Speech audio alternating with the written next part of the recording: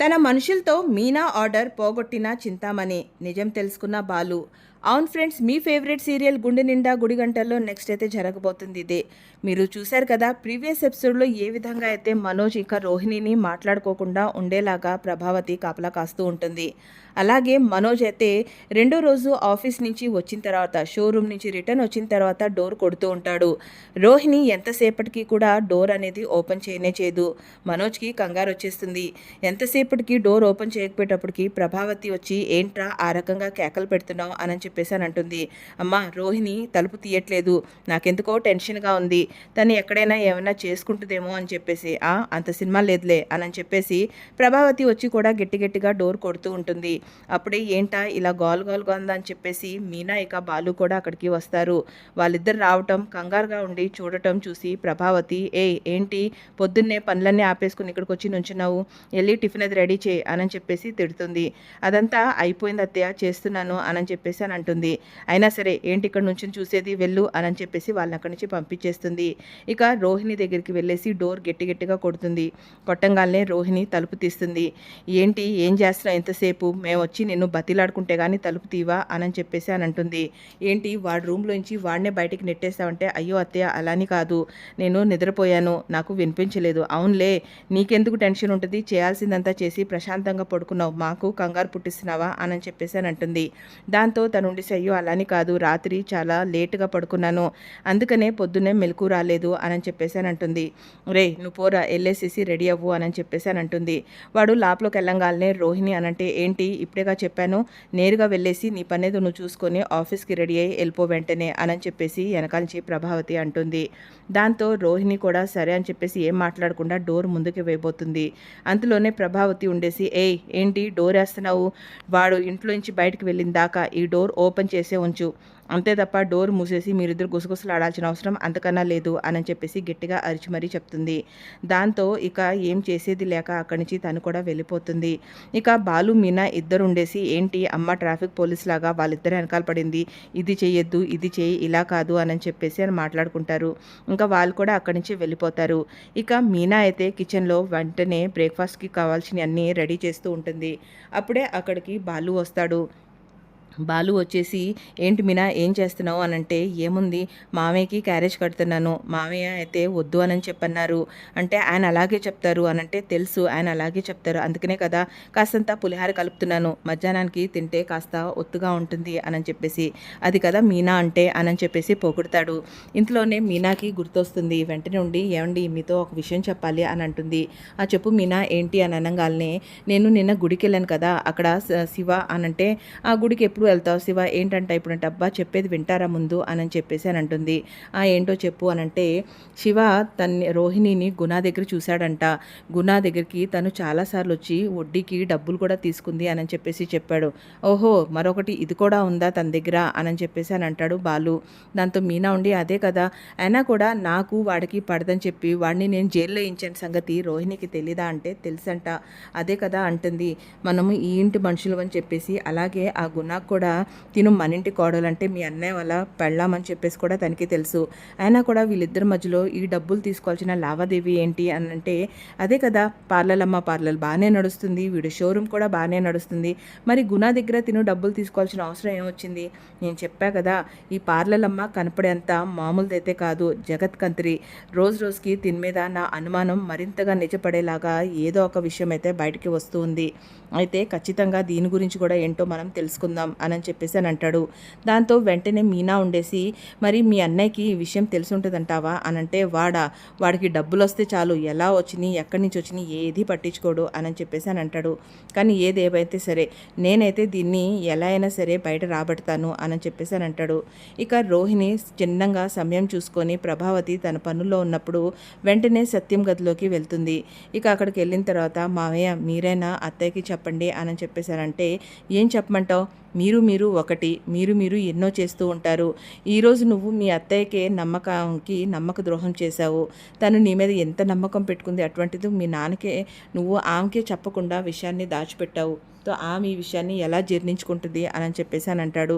అయినా కూడా నేనేం చేశాను, నేనేది చేసినా కూడా మనోజ్ కోసమే కదా అని అంటే, ఇవన్నీ కాదమ్మా, నువ్వు ఒకటేమో డబ్బులు దాచిపెట్టిందే కాకుండా మళ్ళీ మీ ఇంటి నుంచి వచ్చినాయి అని చెప్పేసి చెప్పా చూడు, అది అతిపెద్ద తప్పు.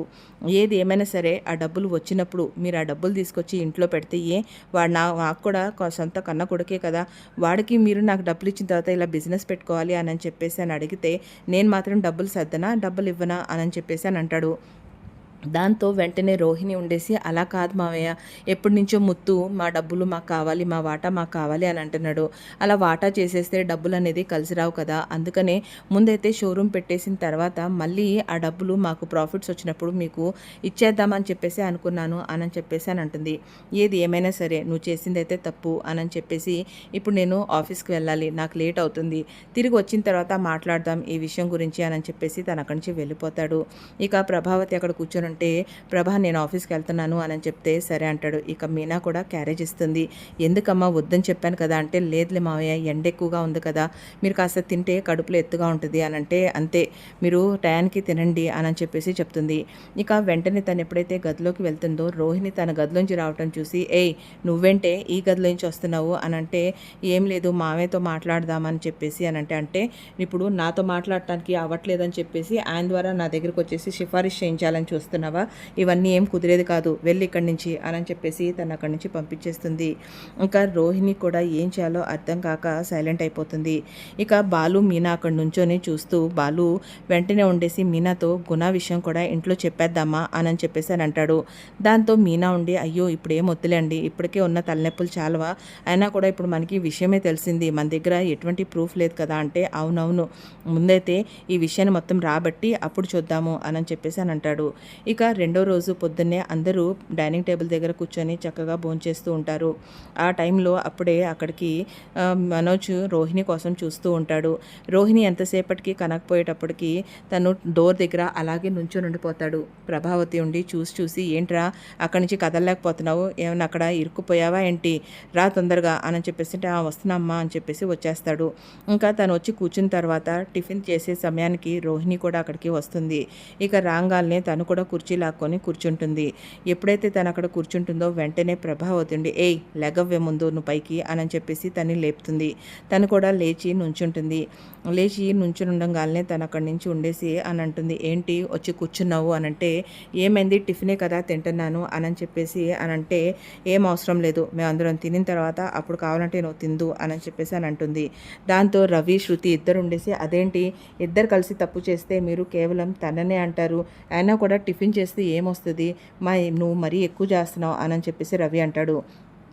దాంతో వెంటనే ప్రభావతుండి, ఎవరితో ఎలా ఉండాలో ఎంతవరకు ఉండాలో నాకు బాగా తెలుసు, ఈ విషయంలో ఎవరు కూడా జోక్యం చేసుకోవద్దు, చేసుకున్నారంటే మాత్రం ఏమాత్రం కూడా బాగోదు అని చెప్పేసి, దాంతో వెంటనే మనోజ్ ఉండేసేసి, ఏంటమ్మా నువ్వు ఇలా చేస్తున్నావు, ఎవరెవరో చేసిన దానికి నువ్వు ఇలా చేస్తున్నావు ఏంటంటే, వెంటనే మీనా ఉండేసి, ఏంటి ఎవరెవరో చేసిన దానికి అని అంటే, తప్పు చేసింది మీరు, దాచిపెట్టింది మీరు, మమ్మల్ని అంటారేంటి అని చెప్పేసి అని అంటుంది. రోహిణి నువ్వు కూర్చొని తిను అని చెప్పేసి అని అంటుంది. దాంతో వెంటనే ప్రభావతుండి, ఏంటి ఏంటికి నువ్వైనా పెద్ద యువరానివి అనుకుంటున్నావా, నేను ఒక పక్క వద్దు అని అంటే నువ్వేంటి మళ్ళీ కూర్చోబెట్టి దాన్ని తిను అంటున్నావు అని చెప్పేసి అని అంటుంది. లేచి వెళ్ళు ఇక్కడి నుంచి అని అంటుంది. దాంతో వెంటనే రోహిణి అక్కడి నుంచి లేచి వెళ్ళిపోతుంది. ఇక గదిలోకి వెళ్ళి బ్యాగ్ తగిలించుకొని వచ్చి, నా కోసం ఎవరు కూడా ఇక్కడ గొడవ పడాల్సిన అవసరం అంతకన్నా లేదు, ఎప్పుడు దాకైతే ఆంటీ నన్ను పిలిచి తిను అని చెప్పి అన్నదో అప్పుడు దాకా నేను కూడా కూర్చోను, నేను కూడా ఇంట్లో తినను అంటే బయటికి వెళ్ళి తింటావా అని చెప్పేసి బాలు అంటాడు. దాంతో మీనా ఉండి, అబ్బా మీరు ఊరుకోండి అని చెప్పేసి అని అంటుంది. ఇక దాంతో మీనా ఉండేసి, అత్తయ్యని నేను నా తల్లి స్థానంలో ఇచ్చాను, సో తల్లి ఇప్పుడు నాతో కోపంగా ఉంది, తను ఏ రోజైతే కోపం తీరి నన్ను దగ్గర తీసుకొని తినమంటుందో అప్పుడు దాకా నేను కూడా భోజనం అనేది చేయను అని చెప్పేసి తను అక్కడి నుంచి వెళ్ళిపోతుంది. ఇక తను నేరుగా కామాక్షి వాళ్ళ ఇంటికి వెళ్తుంది. కామాక్షి దగ్గరికి వెళ్ళిన తర్వాత తను పట్టుకొని తన్ని ఏడుస్తుంది. దాంతో కామాక్షి ఉండి, ఏది ఏమైనా సరేనమ్మా, నువ్వు చేసిందైతే తప్పు, నేను మీ ఆంటీకి కేవలం బాలుకి లాయర్ విషయం చెప్తేనే చిన్ననాటి స్నేహితురాల్ని నాతోనే మాట్లాడటం మానేసింది. అటువంటిది తన ఆశలన్నీ నీ మీదే పెట్టుకుంది. నువ్వంటే తనకి ఎంతో ఇష్టం. మిగతా ఇద్దరు కోడల కన్నా కూడా నువ్వంటేనే తనకి బాగా ఇష్టం. అలాంటిది నువ్వు తనతో ఇలా చేస్తావని చెప్పేసి తను జీర్ణించుకోలేకపోతుంది అనంటే, అది కాదు ఆంటీ, నేను ఏదేమైనా సరే మనోజ్ కోసమే కదా చేశాను. తనకి ఆ ఇంట్లో గౌరవంగా ఉండాలని చెప్పేసి తను ఎప్పుడు చూసినా బయట పార్కులో పడుకుంటున్నాడు. లేదంటే ఎక్కడ కూడా ఉద్యోగం అనేది సరిగ్గా స్టాటిక్‌గా చేయలేకపోతున్నాడు. సో, తనకి అలా ఉండకూడదు. మంచి లైఫ్ స్టైల్ ఉండాలి. అలాగే ఇంట్లో అందరి ముందు తనకు కూడా మంచి రెస్పెక్టబుల్ లైఫ్ అనేది ఉండాలని చెప్పేసి మనోజ్ కోసమే కదా ఆంటీ నేను ఇదంతా చేశాను అంటే, ఇవన్నీ కాదమ్మా, నువ్వు ఆంటీకి చెప్పలేదు. నువ్వు ప్రభావతికి ఈ విషయం చెప్పాల్సింది. ఇంకొక విషయం చెప్పనా? అదే కానీ నువ్వు ఈ విషయం కానీ ప్రభావతికి చెప్పుంటే తను ఇంకా కూడా ఈ విషయాన్ని ఎవ్వరికీ తెలియకుండా ఆ డబ్బులు మీకే ఇచ్చి మీకే సహాయం చేసేది. కానీ అప్పుడు నువ్వు నీ గౌరవాన్ని కాపాడుకునేదానివి. కానీ ఈరోజు నువ్వు చెప్పలేదు. చెప్పకుండా నువ్వు ఈ పని చేసావు. ఇప్పుడు నువ్వు ఎంత మనోజ్ కోసం చేసావు అనేది కాదక్కడ. నువ్వు నమ్మకాన్ని నమ్మక ద్రోహం చేసావు. తను నీ మీద పెట్టుకున్న నమ్మకాన్ని వమ్ము చేసావు. తనకి ఏమాత్రం కూడా విషయాన్ని చెప్పకుండా దాచి నీ సొంత నిర్ణయాలు తీసుకున్నావు చూడు. అక్కడ ప్రభావతికి చాలా కోపం అనేది వచ్చింది. కాబట్టి చిన్నగా నిదానంగా తీరుతుంది అని చెప్పేసి, ముందైతే ఇదిగో నువ్వు టిఫిన్ చేయి, టిఫిన్ కూడా చేయలేదని అంటున్నావు కదా అని చెప్పేసి, లేదా ఆంటీ నాకు తినాలని లేదు అనంటే, లేదులే టిఫిన్ చేయి అని చెప్పాను అంటుంది. టిఫిన్ ప్లేట్ చేతిలోకి తీసుకొని కూడా రోహిణికి ఏమాత్రం కూడా సగించదు. వెంటనే ప్లేట్ అక్కడ పెట్టేసి బోరుమని ఏడ్చేస్తుంది. దాంతో కామాక్షి ఉండేసి, ఇప్పుడే కదా చెప్పాను, ఎందుకమ్మా ఏడుస్తున్నావు? నేను నా సొంత బిడ్డలాగా చూసుకున్నాను. కాబట్టి నేను చెప్పిన మాట విను. ఇంట్లోంచి వెళ్ళిపోవటాలు చేయటాలు ఇలాంటి పనులు చేయొద్దు. మీ ఆంటీతో నేను కూడా మాట్లాడతాను. కాకపోతే నువ్వు చేసిన పని తప్పు. కాబట్టి నువ్వు మీ అత్తయ్య కోపం తగ్గిందాకా సహనంగా ఉండు. ఒక్కసారి తన కోపం తగ్గిపోయిందా అంతా మంచిగానే ఉంటుంది. ఏది ఏమైనా సరే తను మీనా కన్నా శృతి కన్నా కూడా నిన్ను బాగా ఇష్టపడుతుంది. నువ్వు ఇలాంటి పని చేసావు. నువ్వు ప్రభావతికి ఒక్క మాట చెప్పుంటే మొత్తం కథ అంతా తనే చూసుకునేది. అప్పుడు నీ మీద ఏం ఉండేది కాదు. ఈరోజు నువ్వు ఎంత చేసినా ఏం చేసినా కూడా దానికి విలువ లేకుండా పోయింది. కాబట్టి నా సొంత కూతురులాగా చెప్తున్నా, ఎలాంటి పిచ్చి పిచ్చి పనులు చేయకుండా మంచిగా కాస్తంత ఓపిక వహించు, అంతా సర్దుకుంటుంది అని చెప్తుంది. సరే ఆంటీ, చాలా థ్యాంక్స్ ఆంటీ అని చెప్పేసి కామాక్షిని వాటేసుకొని కాసేపు బాధపడుతుంది. ఇంకా అక్కడి నుంచి తను వెళ్ళిపోతుంది. ఇక మరుసటి రోజున మీనా చక్కగా పూలకి సంబంధించిన మొత్తం హాల్ డెకరేషన్ డెమోస్ ఏవైతే ఉంటాయో వాటిని తీసుకొని కళ్యాణ మండపానికి వెళ్తుంది. తీరా తను అక్కడికి వెళ్ళేటప్పుడు బాలు కూడా తనతో వస్తాడు. ఇక తన్ని పైన అక్కడ డ్రాప్ చేస్తాడు. ఇవన్నీ చూసిన తర్వాత బాలు ఉండి, పద నేను కూడా లోపలికి వస్తాను, వచ్చి వాళ్ళతో మాట్లాడతాను అని అంటాడు. దాంతో మీనా ఉండేసి, ఇది నా పనిలో నన్ను మాట్లాడనివ్వండి, మీరెందుకు అని అంటే, ఏంటి ఇప్పటి నుంచే నా పని నీ పని నేను మాట్లాడతా అని అంటున్నావు అని చెప్పేసానంటే, అయ్యో మీరు దీన్ని కూడా మళ్ళీ ఇప్పుడు తప్పుగా అర్థం చేసుకోకండి. నేను చెప్పేది ఏంటి అంటే, ఇప్పుడు మీ సవారీ వాళ్ళతో ఎలా మాట్లాడాలో మీకు తెలుసు. అక్కడ నేను మాట్లాడితే ఏమైనా బాగుంటుందా? బాగోదు కదా. అలాగే దీనికి సంబంధించి నేను మాట్లాడతాను. కాబట్టి నాకు తెలుస్తుంది కదా, ఆ ఒక్క విషయంతోనే అన్నాను. అయినా కూడా ఇవన్నీ నేను తీసుకొని లోపల పెట్టుకుంటాను అని అంటే, సరే రిటర్న్ వచ్చేటప్పుడు నాకు చెప్పు ఏ విషయం అనేది, అప్పుడు నేను తీసుకెళ్తాను అని చెప్పేసి అని అంటాడు. దాంతో మీనా ఉండి, అవసరం లేదులే నేను వెళ్తా అంటే, అయ్యో ఇవన్నీ తీసుకొని ఎలా వెళ్తావు? పని అయిపోయినాక చెప్పు నేను వస్తాను అని అంటే, సరే అని అంటుంది. ఇక దాని తర్వాత తను ఆ 2 డెమోస్ తీసుకొని లోపలికి వెళ్తుంది. ఎప్పుడైతే తను లోపలికి వెళ్తుందో చింతామణి అక్కడికి తన మనుషుల్ని తీసుకొని వచ్చేస్తుంది.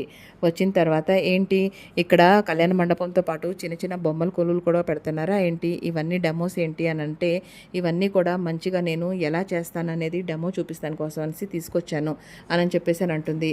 దాంతో తరుండి, నేను నిన్ను ఈ ఏరియాకి రావద్దు అని చెప్పాను కదా, ఈ కళ్యాణ మండపానికి సంబంధించిన అన్ని ఆర్డర్స్ నాయని చెప్పాను కదా, మళ్ళీ ఎందుకు వచ్చావు అని అంటే, నేను ఏమీ మీది ఆర్డర్ని లాక్కోలేదు.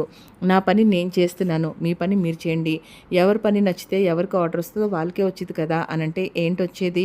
ఇక్కడ ఇంకెవరు చేయడానికి వీల్లేదు, మొత్తం నేనే చేస్తాను అని చెప్పేసానంటుంది. దాంతో మీనాకి కూడా కోపం వస్తుంది.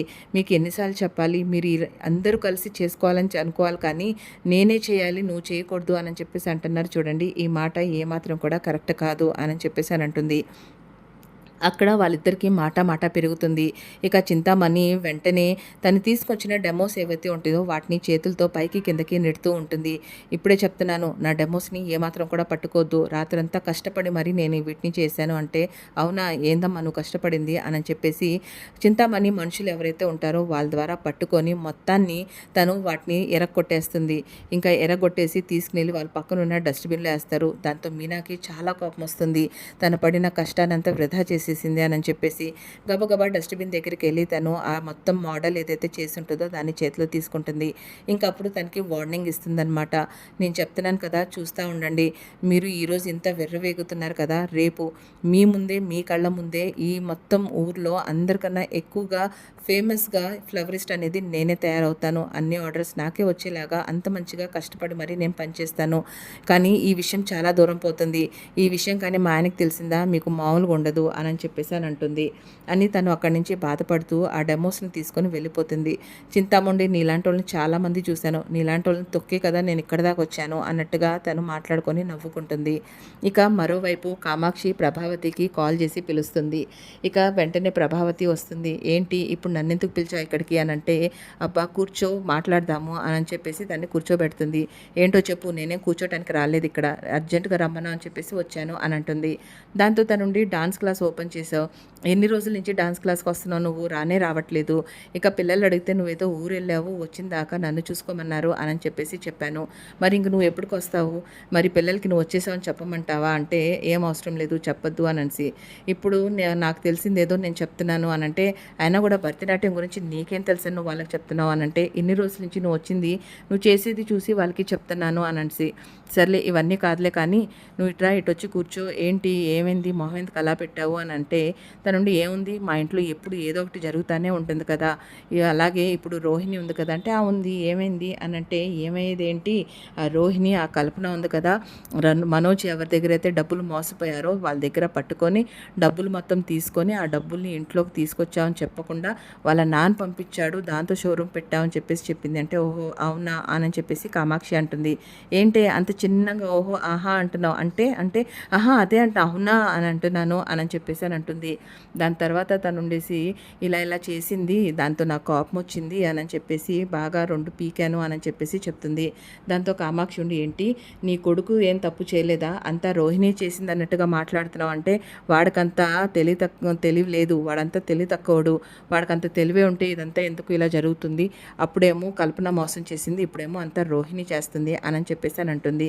ఏం మాట్లాడుతున్నావు, నీ కొడుకు అసలు ఏమి తెలియనట్టు అంత అమాయకుడుగా, అంటే ఆడవాళ్ళ చేతుల్లో మోసపోయేవాడికి లాగా మాట్లాడుతున్నావు అని చెప్పి, ఇవన్నీ కాదని చెప్తున్నానా, అంతా దాందే తప్పు, అయినా కూడా ఒక్క మాట నాకు చెప్పలేదు, నా మొగుడు సొమ్ము, తను కష్టపడిన సొమ్ము, దాన్ని వాళ్ళ నాన్న పంపించాడని చెప్పేసి చెప్తుందా, అదే కానీ తను నాకు తెచ్చిచ్చుంటే నాతో మాట్లాడుంటే నేను దగ్గరుండి అన్నీ చేపించేదాన్ని కదా అంటే, వెంటనే కామాక్షి మనసులో ఓహో ఇప్పుడు నీ చేతుల మీద ఇదంతా జరగలేదు, నీ దగ్గరికి డబ్బులు రాలేదు అనే ఆలోచనే తప్ప ఇంకేం లేదా అని మనసులో అనుకుంటుంది. దాంతో వెంటనే ప్రభావతి ఉంటుంది, నాకు వచ్చే కోపానికి తన మొహం కూడా నాకు చూడబుద్ధి కావట్లేదు అని అంటుంది. దాంతో వెంటనే కామాక్షి ఉంటుంది, ఏం మాట్లాడుతున్నావు, ఒక్కసారి ఆలోచించుకో, శృతి అంటావా వాళ్ళ అమ్మ చెప్పినట్టుగా ఏమాత్రం వినదు, నువ్వు చెప్పిన మాట అంతకన్నా ఎందు తనకు నచ్చిందే తను చేస్తుంది. ఇక మీనా అంటావా, సరే మీనా సంగతి మనకి తెలిసిందే, ఇప్పుడు మీ ఇంట్లో బాగా కోటీశ్వర్లాలు అలాగే నువ్వు ఇష్టపడిన కోడలు ఎవరు, రోహిణియే. ఇప్పుడు తను వాళ్ళ నాన్న ఎప్పుడోకప్పుడు జైలు నుంచి బయటికి వస్తాడు, జైల్లోనే ఉండిపోడు కదా, మరి నువ్వు ఈరోజు ఈ రకంగా తనతో ప్రవర్తించి తన తప్పుల్ని క్షమించకపోతే రేపు బయటకు వచ్చిన తర్వాత వాళ్ళ నాన్న తన ఆస్తి మొత్తం తన ఏకైక కూతురు రోహిణికి మొత్తం ఇచ్చేస్తాడు.